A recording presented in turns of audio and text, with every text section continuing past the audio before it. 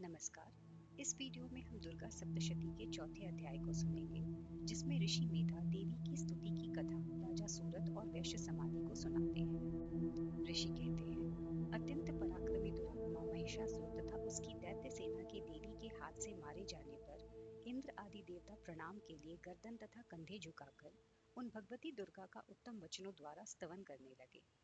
उस समय उनके सुंदर अंगों में अत्यंत हर्ष के कारण रोमांच हो आया था।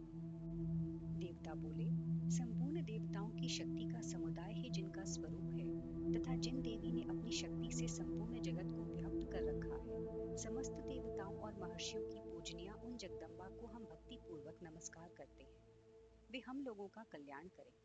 जिनके अनुपम प्रभाव और बल का वर्णन करने में भगवान शेषनाग, ब्रह्मा जी तथा महादेव जी भी समर्थ नहीं है, वे भगवती चंडिका संपूर्ण जगत का पालन एवं अशुभ भय का नाश करने का विचार करें। जो पुण्य आत्माओं के घरों में स्वयं ही लक्ष्मी रूप से, पापियों के यहाँ दरिद्रता रूप से, शुद्ध अंतःकरण वाले पुरुषों के हृदय में बुद्धि रूप से, सत्पुरुषों में श्रद्धा रूप से तथा कुलीन मनुष्य में लज्जा रूप से निवास करती हैं, उन आप भगवती दुर्गा को हम नमस्कार करते हैं। देवी, आप संपूर्ण विश्व का पालन कीजिए।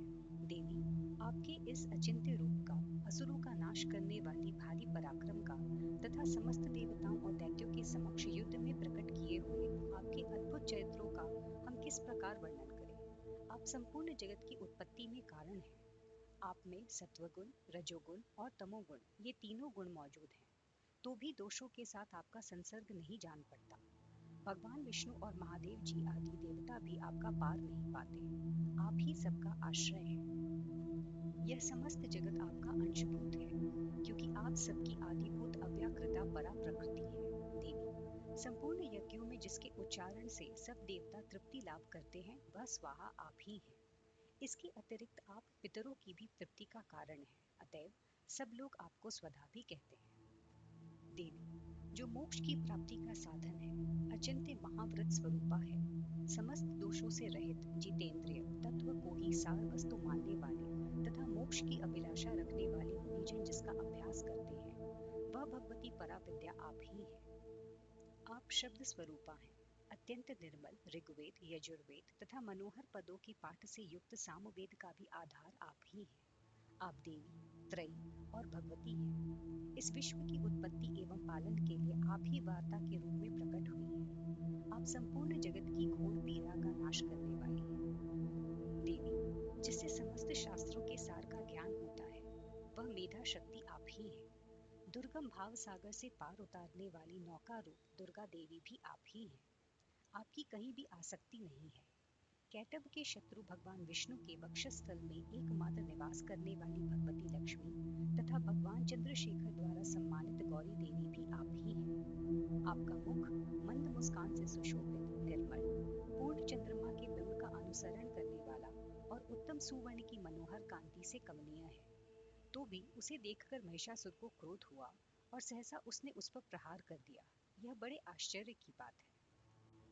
देवी, वही मुख जब क्रोध से युक्त होने पर उदय काल के चंद्रमा की भांति लाल और तनी हुई भौहों के कारण विकराल हो उठा, तब उसे देखकर जो महिषासुर के प्राण तुरंत नहीं निकल गए, यह उससे भी बढ़कर आश्चर्य की बात है, क्योंकि क्रोध में भरे हुए यमराज को देखकर भला कौन जीवित रह सकता है। देवी, आप प्रसन्न हो। परमात्मा स्वरूपा आपके प्रसन्न होने पर जगत का अभ्युदय होता है और क्रोध में भर जाने पर तत्काल ही कितने कुलों का सर्वनाश कर डालती है। यह बात अभी अनुभव में आई है, क्योंकि महिषासुर की यह विशाल सेना क्षण भर में आपके कोप से नष्ट हो गई है। सदा अभ्युदय प्रदान करने वाली आप जिन पर प्रसन्न रहती हैं, वे ही देश में सम्मानित हैं। उन्हीं को धन और यश की प्राप्ति होती है। उन्हीं का धर्म कभी शिथिल नहीं होता तथा वे ही अपने हृष्ट पुष्ट स्त्री, पुत्र और भृत्यों के साथ धन्य माने जाते हैं। देवी, आपकी ही कृपा से पुण्यात्मा पुरुष प्रतिदिन अत्यंत श्रद्धा पूर्वक सदा सब प्रकार के धर्मानुकूल कर्म करता है और उसके प्रभाव से स्वर्ग लोक में जाता है। इसलिए आप तीनों लोकों में निश्चय ही मनोवांछित फल देने वाली है। माँ दुर्गे, आप स्मरण करने पर सब प्राणियों का भय हर लेती हैं और स्वस्थ पुरुषों द्वारा चिंतन करने पर उन्हें परम कल्याणमयी बुद्धि प्रदान करती हैं।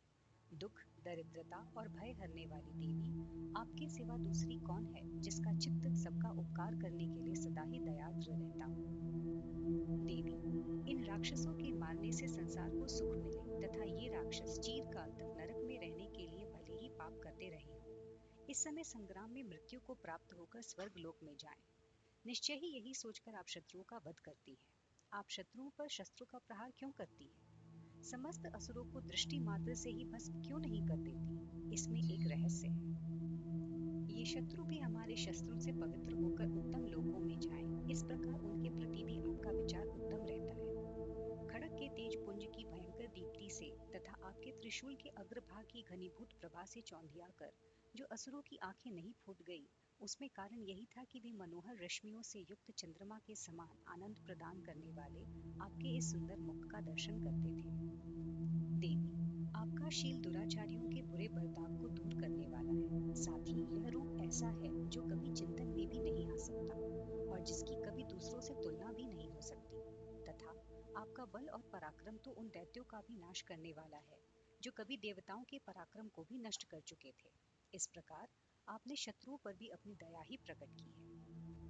वरदायिनी देवी, आपके इस पराक्रम की किसके साथ तुलना हो सकती है? तथा शत्रुओं को भय देने वाले एवं अत्यंत मनोहर ऐसा रूप भी आपके सिवा और कहाँ है? हृदय में कृपा और युद्ध में निष्ठुरता, ये दोनों बातें तीनों लोगों के भीतर केवल आप में ही देखी गई है। माता, आपने शत्रुओं का नाश करके इस समस्त त्रिलोक की रक्षा की है। उन शत्रुओं को भी युद्ध भूमि में मारकर स्वर्ग लोक में पहुंचाया है तथा उन्मत्त दैत्यों से प्राप्त होने वाले हम लोगों के भय को दूर कर दिया है। आपको हमारा नमस्कार है। देवी, आप शूल से हमारी रक्षा करें। अंबिके, आप खड़ग से भी हमारी रक्षा करें तथा घंटा की ध्वनि और धनुष की टंकार से भी हम लोगों की रक्षा करें। चंडिके, पूर्व, पश्चिम और दक्षिण दिशा में आप हमारी रक्षा करें तथा ईश्वरी, अपने त्रिशूल को घुमाकर आप उत्तर दिशा में भी हमारी रक्षा करें। तीनों लोकों में आपके जो परम सुंदर एवं अत्यंत भयंकर रूप विचरते रहते हैं, उनके द्वारा भी आप हमारी तथा इस भूलोक की रक्षा करें। अंबिके, आपके कर पल्लवों में शोभा पाने वाले खड़ग, शूल और गदा आदि जो जो अस्त्र हों, उन सब के द्वारा आप सब ओर से हम लोगों की रक्षा करें। ऋषि कहते हैं, इस प्रकार जब देवताओं ने जगन्य माता दुर्गा की स्तुति की और नंदन वन के दिव्य पुष्पों एवं गंध चंदन आदि के द्वारा उनका पूजन किया, फिर सबने मिलकर जब भक्ति पूर्वक दिव्य धूपों की सुगंध निवेदन की, तब देवी ने प्रसन्न वदन होकर प्रणाम करते हुए सब देवताओं से कहा, देवताओं, तुम सब लोग मुझसे जिस वस्तु की अभिलाषा रखते हो उसे मांगो। देवता बोले, भगवती ने हमारी सब इच्छा पूर्ण कर दी है, अब कुछ भी बाकी नहीं है, क्योंकि हमारा शत्रु महिषासुर मारा गया। महेश्वरी, इतने पर भी यदि आप हमें और वर देना चाहती हैं, तो हम जब जब आपका स्मरण करें तब तब आप दर्शन देकर हम लोगों के महासंकट दूर कर दिया करें। तथा प्रसन्न मुखी अंबिके, जो मनुष्य इन स्रोतों द्वारा आपकी स्तुति करे, उसे वित्त, समृद्धि और वैभव देने के साथ ही उसका धन और स्त्री आदि संपत्ति को भी बढ़ाने के लिए आप सदा हम पर प्रसन्न रहें। ऋषि कहते हैं, राजन, देवताओं ने जब अपने तथा जगत के कल्याण के लिए भद्रकाली देवी को इस प्रकार प्रसन्न किया, तब वे तथास्तु कहकर वही अंतर ध्यान हो गई। इस प्रकार श्री मार्कंडेय पुराण में सावर्णिक मनवंतर की कथा के अंतर्गत देवी महात्म्य में शक्रादि स्तुति नामक चौथा अध्याय